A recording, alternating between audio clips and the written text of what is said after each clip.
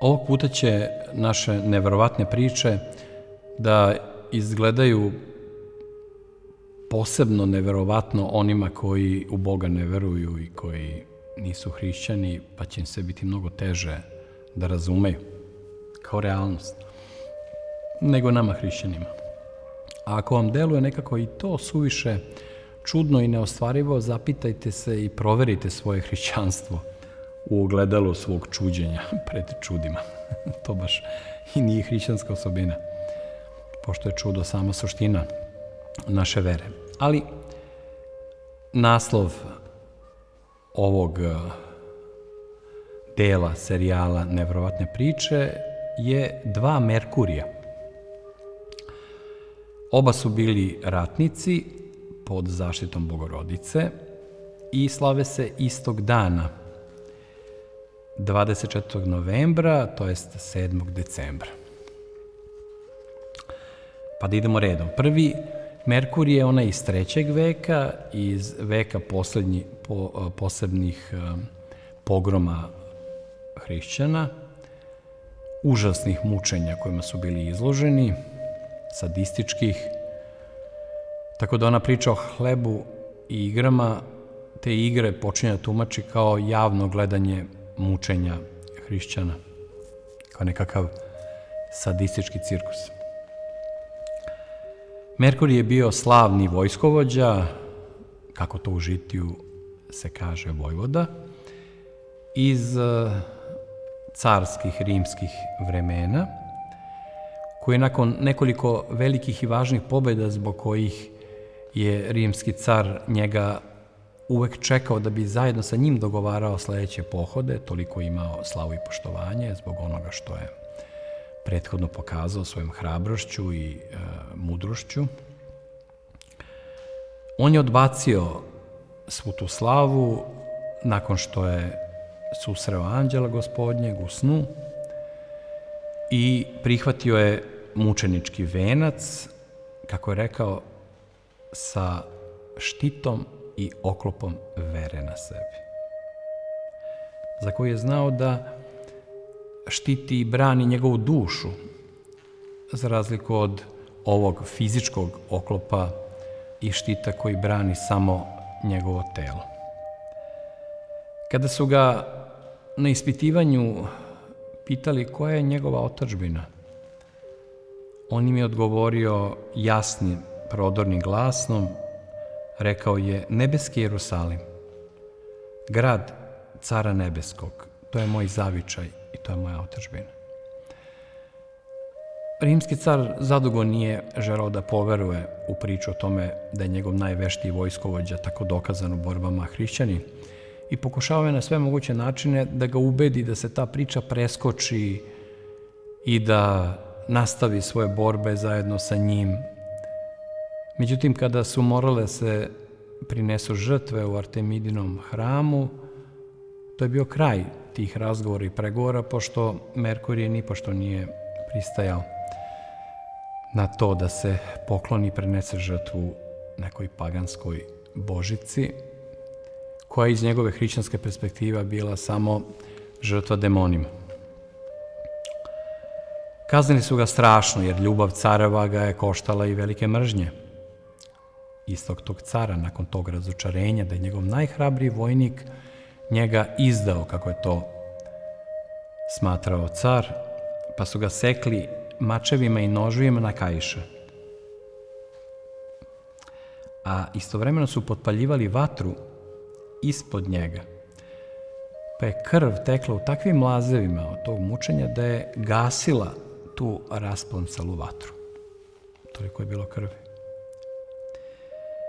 Međutim, kada su ga polumrtvog odneli u ćeliju, misleći da će umreti svaki čas, njega je posetio anđeo Gospodnji te noći i iscelio ga i rekao mu ono što znamo kao Hristove reči iz Evanđelja po Mateju: ne bojte se onih koji ubijaju telo, a duše ne mogu ubiti. Sutradan su došli po njega da njegov leš bace u neki jarak, međutim zatekli su ga zdravog i čilog, kao da nije prošao kroz sve one muke od prethodnog dana i onda su krenuli da ga pale. Živog su ga palili, a iz tih njegovih rana se širio predivan miris. Kao onaj koji pušta telo svetitelja mnogo nakon smrti, taj svetiteljski parfem. Merkurije tom prilikom nijedanput nije jauknuo, beleži Žitije, pa su krenuli da ga tuku bičevima okovanim gvožđem, koji ostavlja strašne rane prilikom svakog udarca, ali on ostade, opet po opisu iz Žitija, tvrd kao dijamant. I na kraju se predadoše pred njegovom hrabrošću i odsekoše mu glavu da završe čitavu tu priču, pošto je sam Merkurije zatražio venac mučeničke slave od Gospoda i dobio ju je, i sve se to dešavalo sredinom 3. veka, nekih 60 godina od trenutka kad će Rimsko carstvo prestati da bude hristomrziteljsko i početi da se pokorava hrišćanskim idealima. Međutim, to nije kraj priče o tom prvom od 2 Merkurija o kojima nešto hoću da vam kažem. Postoji nastavak svega ovoga, vezan je za žitije Svetog Vasilija Velikog, jednog od najvećih mudraca, bogoslova hrišćanskih.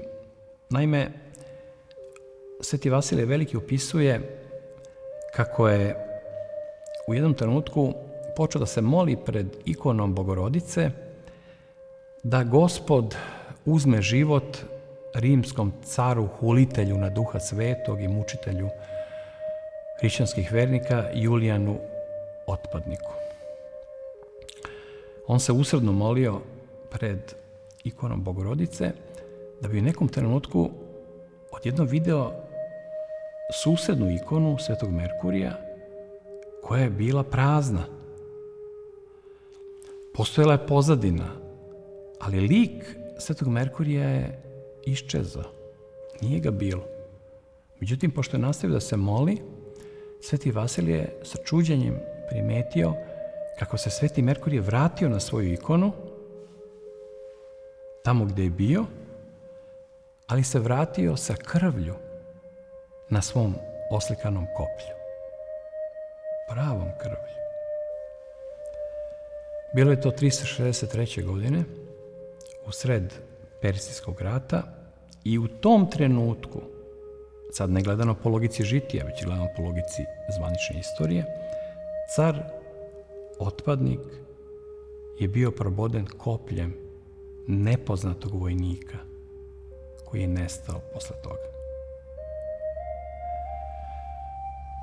Sam smisao svoje smrti je Julijan Otpadnik prepoznao svojim čuvenim samrtnim krikom kada je rekao: "Pobedio si, Galilejče", obraćajući se Hristu u samrtnom ropcu. Merkurija je tamo poslala Svetog Merkurija, lično Bogorodica, presveta Bogorodica, u bitku na molitve Svetog Vasilija Velikog da bi se zaštitili hrišćani i vera pravoslavna. I zbog toga nimalo slučajno će vekovima posle toga i naša despotica Jelena Jefimija Mrnjavčević prizvati 1402. godine pred Angorsku bitku sve te ratnike, među kojima Prokopija i Merkurija, tražeći od njega da pomogne srpskim ratnicima, zajedno sa Evgenijom, Efrosinijom, kneginjom Milicom Lazarević. Time se našim delom povesti završava priča o prvom Merkuriju, svetom ratniku. Priča se nastavlja mnogo kasnije. Drugi Merkurije je iz 13. veka i reč je o ruskom vojniku, svetom Merkuriju Smolenskom. Smolensk je vrlo neobičan grad pod bogorodičinom zaštitom. To se videlo i poslednji put. Smatra se da je sudbina Drugog svjetskog rata odlučena tako što je baš u bici kod Smolenska sovjetska vojska i ruski narod su uspeli da pruže takav otpor osvajaču koji do tada išao skoro bez ikakvog otpora tim nemačkim tenkovima koji su pre toga pregazili Francusku, Belgiju, Holandiju i pola Evrope. Kod Smolenska su oni zaustavljani i to je dalo dovoljno vremena braniteljima Moskve da se pripreme i da odbrane Moskvu od Nemaca. Tako da ako pogledamo pažljivo, Smolensk je i tu bio grad od koga počinje druga istorija čovečanstva kroz budući poraz nemačke vojske. Ali da se vratimo mi u srednji vek, u 13. stoljeće. Naime, Presveta Bogorodica Smolenska, čija čudotvorna ikona postoji, je poslala tog ratnika po imenu Merkurija, ruskog, da odbrani Smolensk, koji se nalazi u gornjem toku Dnjepra, od Tatara pod komandom osvajača Kijevske Rusije Batu Kana. On je bio osnivač Plave horde, dela Zlatne horde i unuk Džingis Kana. I to ih je pobedio sam. On sam. Naime, po nalogu Bogorodičinom su dotrčali do njega u sred noći i rekli mu: Merkurije, tebe zove vladičica, kreni na neprijatelja ratnički naoružan. Ovaj se probudio iz sna i u sred noći krenuo prema šatorima neprijateljske horde. U sred noći je naišao na najsnažnijeg ratnika tatarskog, pravog džina. Odmah ga je posekao, zajedno sa njim i njegove pratioce, i to je imalo neverovatan utisak na ostatak vojske, a pošto je bila noć, a Merkur je bio sam i nije bio sam. Naime, svedoči se da je zajedno sa njim se videla lučonosna Bogorodica, lučonosna, koja nosi tu neku baklju nebeske svetlosti, i munjenosni ratnici. Neki nevidljivi ratnici sa munjama. Kao arhangelska vojska. I onda je polje vrlo brzo bilo prekriveno tatarskim leševima i oni su se povukli usled napada jednog čoveka, Merkurija Smolenskog. Međutim, Merkur je iste te noći molio Bogorodicu i Hrista za mučenički venac slave, da prolije krv za svetu veru, i to mu je ispunjeno. Naime, sin ovog ubijenog džina je u panici, u bekstvu, sa leđa od straha udario i odsekao glavu hrišćanskom vitezu, a Tatari pobegoše u smrtnom strahu. Njegovo telo je položeno u sabornu crkvu u Smolensku, ikona njemu posvećena, a 4 veka posle toga su Poljaci razrušili Smolensk, pokidali kivot sa moštima svetog Merkurija Smolenskog i na mesto pravoslavne crkve podigli rimokatolički manastir, koji nije dugo potrajao, ali dovoljno dugo da pokuša da se ukine uspomena na velikog pravoslavnog svetitelja.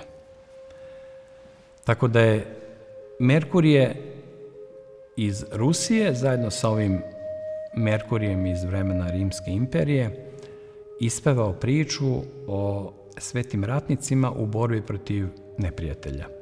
U prvom slučaju to je bila mučenička borba sa sopstvenim strahovima, sa sopstvenom željom da se odbrani život i da se izbegnu mučenja, a drugi put je bila bitka sa mnogo većim neprijateljem. Sad da kažem još par reči, pošto nije nevažno, kad se govori o žitijima, ljudi uvek misle, ne ljudi, nego poneki pomisle, da je reč o nekom mitu, da je reč o nekim legendama, da je reč o nekoj bajci za odrasle, o nekom preterivanju koje se ne zasniva na realnim događajima. Kao što ikone nisu nikakva fantazija, već unutrašnja slika same suštine onoga što predstavlja, tako ni žitije nisu mit. Svako žitije je sveta tajna. ikone su sveta tajna, kao i osmeh koji je sveta tajna.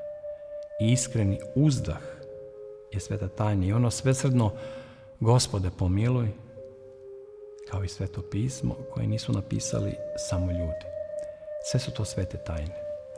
Dakle, nedostupne našem olakom razmišljanju i brzometnoj analizi.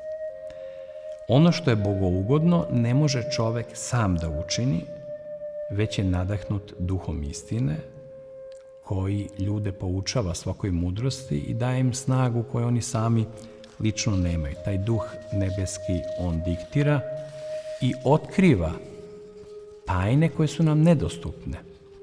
Tako se sećamo žitija svetog despota Stefana Lazarevića, koji je u snu naredio piscu žitija Konstantinu filozofu da mu napiše žitije, preteći mu kaznom, pošto je okleva.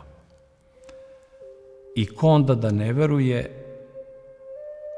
da je žitije bogonadahnuto, svako žitije koje je prihvaćeno, ako veruje da je sveto pismo bogonadahnuto.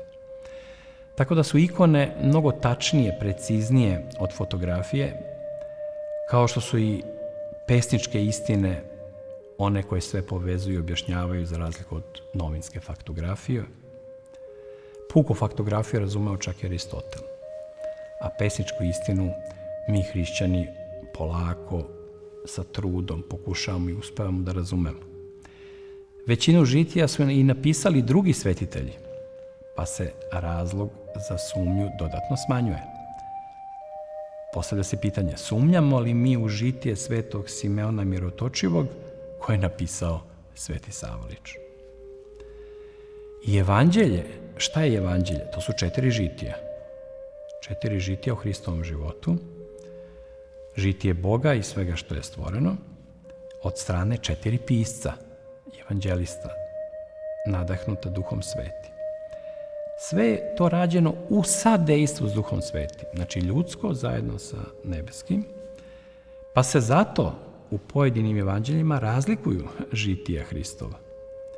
Jer su Bog i čovek zajedno radili, Bog je savršen i čovjek nije savršen. I u toj razlici, u toj nesavršenosti ljudskoj dolazi i do razlike, prirodne, logične razlike između ta 4 žitija koji su u svojoj najdubljoj suštini nošeni istim duhom i govore o istoj stvari, ali postoje detalji koji ih razlikuju i to je taj ljudski deo, nesavršeni deo pamćenja i opisivanja. I sve je žitije, na kraju da kažemo, sve što živi neka slavi Gospoda, sve oko nas je živo, bios, grafos, životopis. Imamo i šestodnev, kao žitije kompletne vaseljene, kako je sve nastalo, čitavu priču u istoriji našeg početka, kroz slovo, neka bude i vide Bog da je dobro. Neka bude i vide Bog da je dobro. I neka bude i vide Bog da je dobro. Sve što je stvarano tokom šestodneva, silom slova, to jest reči. I sve je priča, i poruka, i narativ, i zavet, sve što postoji kao simfonija. Miris, ukus, toplota ili hladnoća svega oko nas predstavlja knjigu života u kojoj su upisana i ova dvojica Merkurija sa tom neverovatnom pričom o njihovim podvizima.